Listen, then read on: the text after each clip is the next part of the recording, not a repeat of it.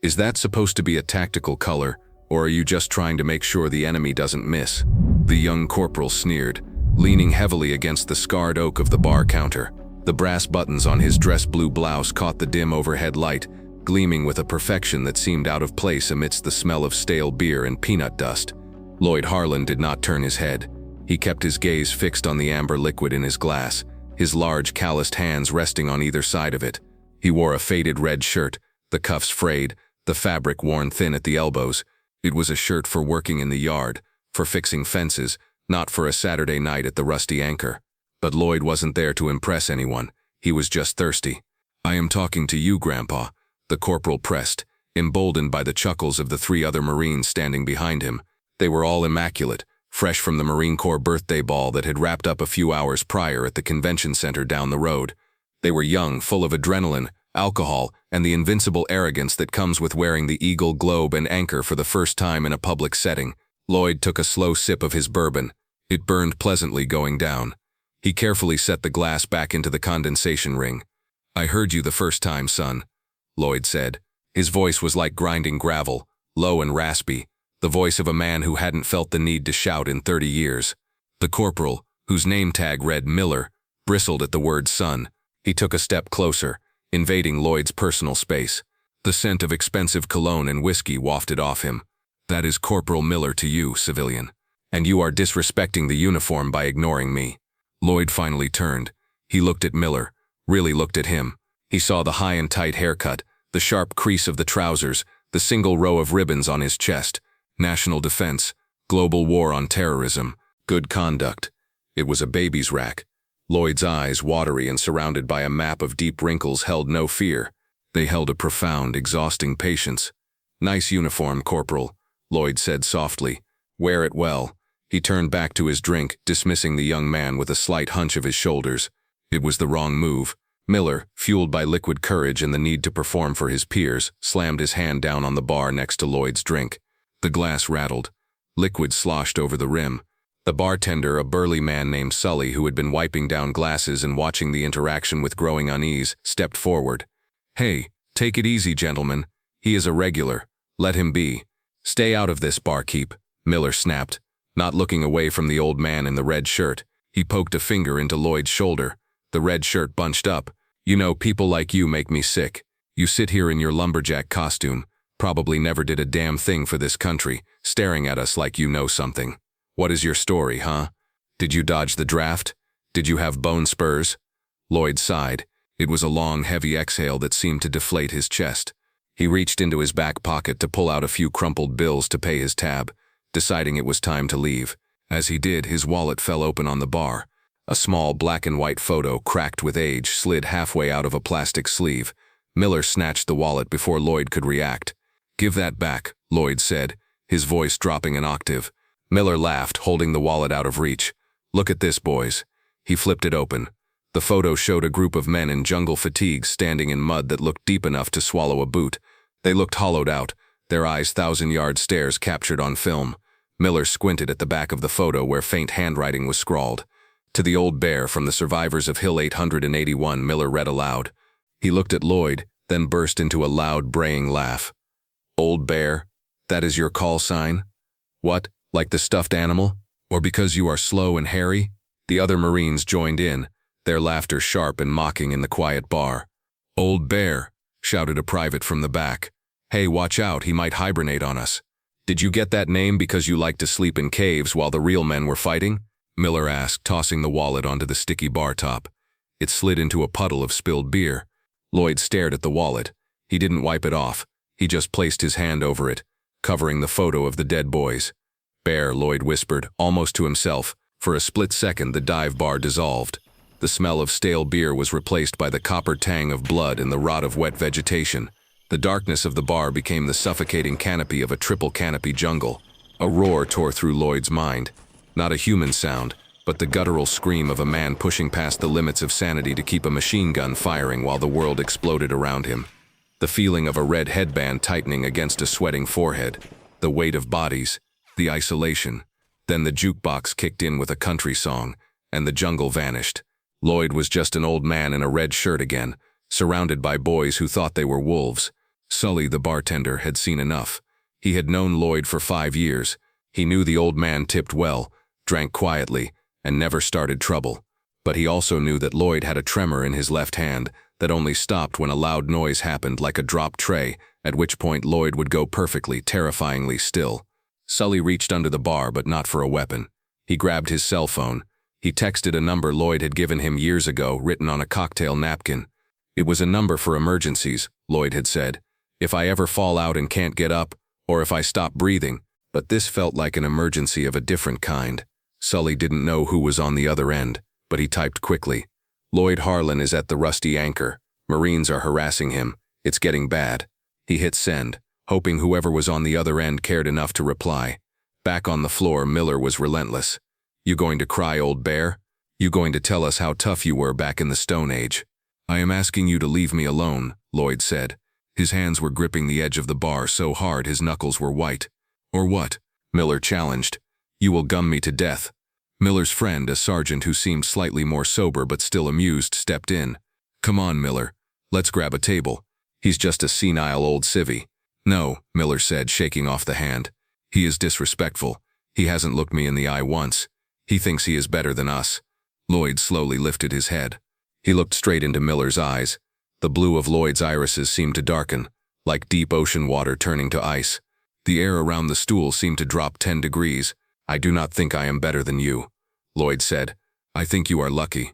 You have never seen what I have seen. You have never had to be what I had to be. Miller blinked, unnerved for a second by the intensity, but his ego pushed him forward. He leaned in, his face inches from Lloyd's. I think you are full of crap. I think you are a stolen Valor fraud with a fake picture in your wallet. 5 miles away, at the Grand Hotel ballroom, the music was loud, and the champagne was flowing. The Marine Corps ball was winding down, but the senior leadership was still present in the VIP lounge. General Michael Iron Mike Vance, a 3-star general, stood in his evening dress uniform. The midnight blue jacket with the gold cummerbund fit him perfectly, his chest a heavy wall of miniature medals that chimed softly when he moved. He was laughing at a story from a colonel when his aide-de-camp, a young captain, stepped into the circle. The captain's face was pale. He held up a phone. Sir, I am sorry to interrupt. We just got a text from a civilian number. It concerns a Lloyd Harlan. The glass of scotch in General Vance's hand stopped halfway to his mouth. The room seemed to tilt. The laughter died in his throat. Read it, the general commanded. His voice, usually booming and jovial, was suddenly razor-sharp. The captain read the text. Lloyd Harlan is at the Rusty Anchor. Marines are harassing him. It's getting bad. General Vance handed his glass to the colonel without looking at him. Get the detail, Vance said. Now, sir, the colonel asked, is everything all right?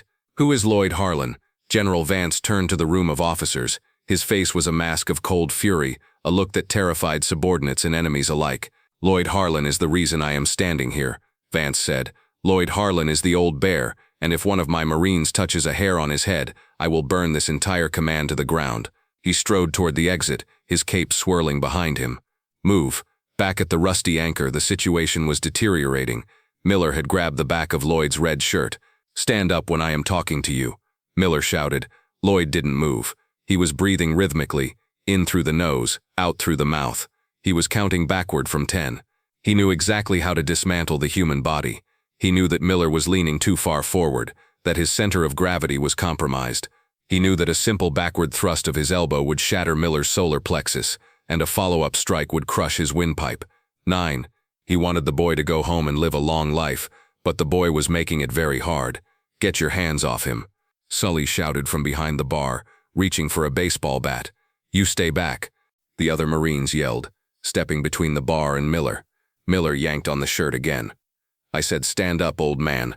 Show some respect to your superiors. 7, 6. Lloyd's hand moved. It wasn't a strike. He simply reached up and clamped his hand over Miller's wrist. His grip was like a steel vise. The strength was shocking, unnatural for a man of his age. Miller gasped, his eyes widening. He tried to pull away, but he couldn't. It felt like his wrist was caught in hydraulic machinery.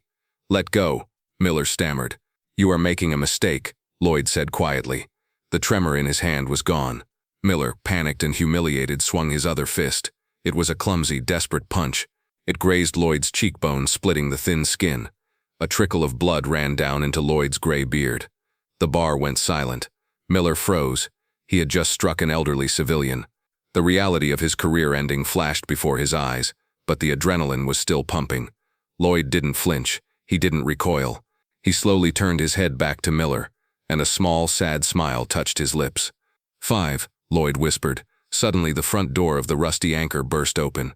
It wasn't just opened, it was thrown with such force that the heavy wood slammed against the interior wall, shaking the framed photos of local sports teams. Blue lights flashed frantically outside, cutting through the smoky gloom of the bar. "Room at 10 hut," a voice bellowed. It was a roar that commanded absolute obedience, trained into the marrow of every person in the room who had ever marched on yellow footprints. The 4 Marines, including Miller, instinctively snapped to attention. Miller's arm dropped from Lloyd's shirt. He spun toward the door, his heels clicking together, his back ramrod straight. Framed in the doorway was a phalanx of shore patrol and military police, but they parted instantly. Walking through the center was a figure that seemed to suck the oxygen out of the room. General Vance, in the formal evening dress uniform, looked like a vision of judgment. The gold bullion on his shoulders caught the light. The medals on his chest told a story of 3 decades of war. He did not walk, he stalked. His eyes scanned the room and locked onto the scene at the bar. He saw the spilled drink.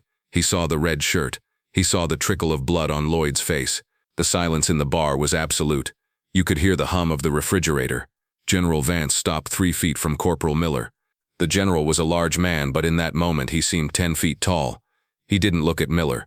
He looked past him, directly at the old man on the stool. Miller was trembling. He knew who this was.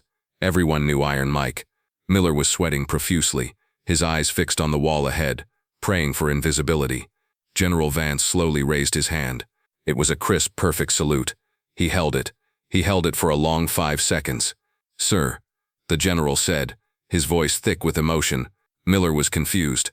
Was the general saluting him? No, that was impossible. Lloyd Harlan slowly swiveled on his stool. He looked at the general. He reached up with a napkin and wiped the blood from his cheek. He didn't salute back. Civilians don't salute. But he nodded. A slow, respectful nod of recognition. "Hello, Mikey," Lloyd said. The general dropped his salute. He stepped forward, bypassing the Marines as if they were furniture, and grabbed Lloyd's hand. He didn't shake it. He held it with both of his own. "I got here as fast as I could, Bear," Vance said. The use of the call sign hit Miller like a physical blow. The blood drained from his face so fast he looked like he might faint. The old Bear wasn't a joke. It wasn't a made-up name. The commanding general of the division just used it. Lloyd looked at Vance's uniform. "You look like a penguin, Mike. A penguin with a lot of brass." Vance let out a short, wet laugh. "And you look like you've been fighting with children." Vance turned. The smile vanished from his face instantly. He pivoted on his heel to face Corporal Miller and his friends. The transformation from friend to executioner was terrifying. "Corporal," Vance said. His voice was quiet, which was worse than shouting. "Sir," Miller squeaked. "Do you know who this man is?" Vance asked. "No, sir," Miller whispered. Vance stepped closer. He leaned into Miller's face. "This man is Master Sergeant Lloyd Harlan, retired. Navy Cross, Silver Star with 2 clusters, 5 Purple Hearts. He is the reason the 3rd Battalion made it out of the A Shau Valley in '69. Miller's knees began to shake. "He was a Force Recon team leader when your father was still swimming in his daddy's sack," Vance continued, his voice rising. "They called him Old Bear because when his team was overrun, he refused to retreat. He stayed behind. He held a hill alone for 6 hours against a company of NVA regulars, so his wounded could be evacuated." Vance pointed a gloved finger at his own chest.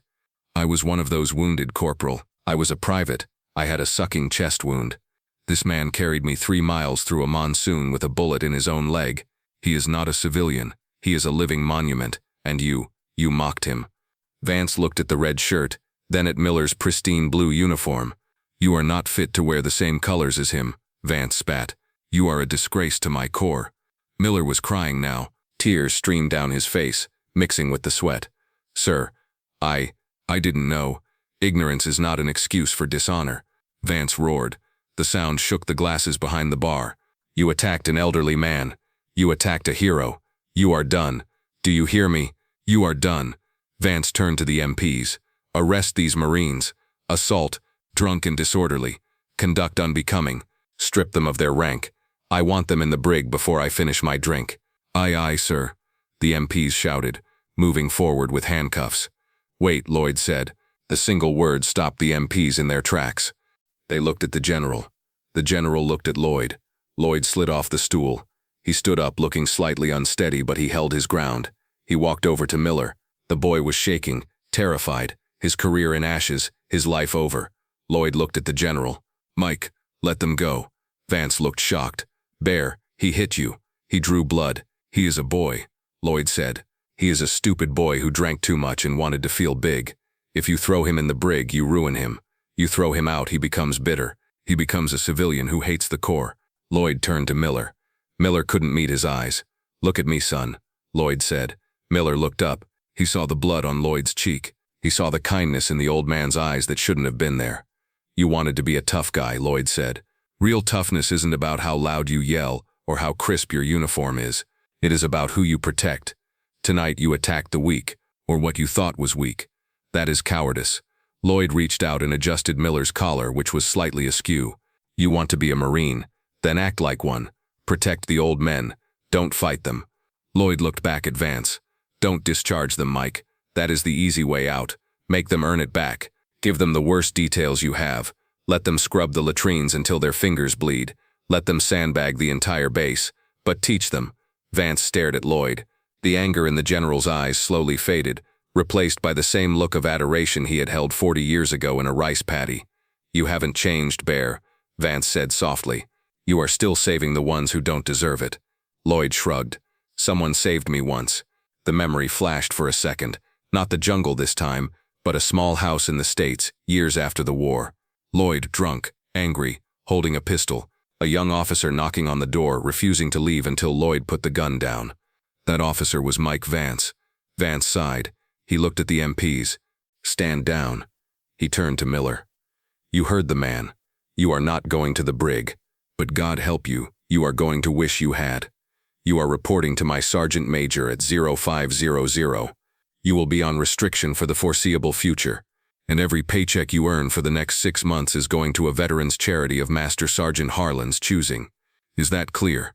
"Crystal clear, sir," Miller shouted, relief flooding his voice. And Vance added, leaning in close, "You will never ever disrespect a civilian again. I don't care if he is a beggar on the street. You treat him with dignity, because you never know who you are talking to." "Yes, sir." "Get out of my sight," Vance growled. The 4 Marines scrambled toward the door, their tails between their legs. As Miller passed Lloyd, he stopped. He didn't know what to do.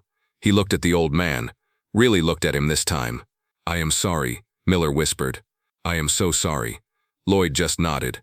"Go on, son. Get better." The Marines vanished into the night. The bar was quiet again, save for the hum of the cooler and the distant wail of sirens fading away. Vance turned to the bar. "Sully, give me whatever he is drinking, and put it on my tab." Sully grinned, his hands shaking slightly as he poured a bourbon. "On the house, General. For both of you." Vance took the glass. He unbuttoned his tight uniform jacket and sat on the stool next to Lloyd, the General and the old bear, side by side. "How is the hip?" Vance asked, sipping his drink. "Rain makes it ache," Lloyd said. Vance nodded. "The shoulder still clicks when I lift my arm." They sat in silence for a moment, 2 old warriors in a dive bar, the years melting away. "You know," Vance said, swirling his drink, "I really was going to burn them down." "I know," Lloyd said. "That is why I stopped you. You are too emotional, Mikey." "Always were." Vance chuckled. "Someone has to be the fire. You were always the ice." Lloyd touched the photo in his wallet, the one still sitting on the bar top. It was drying out. "They just didn't know," Lloyd said softly. "They see an old man. They see a target. They don't see the cost. We have to teach them," Vance agreed. "We have to keep teaching them." Lloyd took a sip of his bourbon. He looked at the general's reflection in the mirror behind the bar. The medals, the power, the command. Then he looked at his own reflection, the red shirt, the gray beard, the tired eyes. "You are doing a good job, General," Lloyd said. Vance shook his head. "I am just holding the line until the next watch comes in." They finished their drinks in comfortable silence. The adrenaline of the confrontation faded, leaving behind a warm, quiet camaraderie. When they stood up to leave, Vance insisted on walking Lloyd to his truck. The cool night air was sharp. The general's personal security detail was waiting by a line of black SUVs, watching the perimeter with eagle eyes. Vance opened the door of Lloyd's rusted pickup truck, "Take care of yourself, Bear," Vance said, gripping Lloyd's hand one last time. "Don't make me come down here and court-martial a bunch of toddlers again." Lloyd smiled. "I will try to keep a low profile." Vance stood at attention as Lloyd started the engine. The old truck coughed to life, spewing a bit of blue smoke. As Lloyd pulled out of the parking lot, he looked in the rearview mirror. Under the harsh glare of the street lamp, the three-star general was holding a salute. Perfect, rigid, respectful. Lloyd lifted his hand from the steering wheel and gave a small wave. The next morning, at Camp Lejeune, Corporal Miller stood in front of a mirror. He looked at his uniform. He looked at the ribbons. He thought about the old man in the red shirt. He took the uniform off and carefully hung it up. Then he put on his utilities, grabbed a bucket and a brush, and marched toward the latrines. He scrubbed for 10 hours. His back ached, his fingers blistered, but every time he wanted to complain, he thought of the A Shau Valley. He thought of the old bear carrying a wounded man through the mud, and he scrubbed harder. Weeks later, a package arrived at Lloyd's small house. Inside was a framed letter of apology, written by hand, signed by 4 Marines. And tucked into the corner of the frame was a new photo, Corporal Miller and his team, standing in front of a monument, looking tired, humble, and serious. Lloyd placed the frame on his mantle, right next to the black and white photo of the boys in the jungle. He poured himself a small glass of iced tea, sat in his recliner, and watched the sun go down. The old bear rested, content that the cubs were finally learning how to walk. If you enjoyed this story of hidden valor and justice, please like the video and subscribe to Veteran Valor for more stories like this one. Share this with someone who needs a reminder that respect is earned, not worn.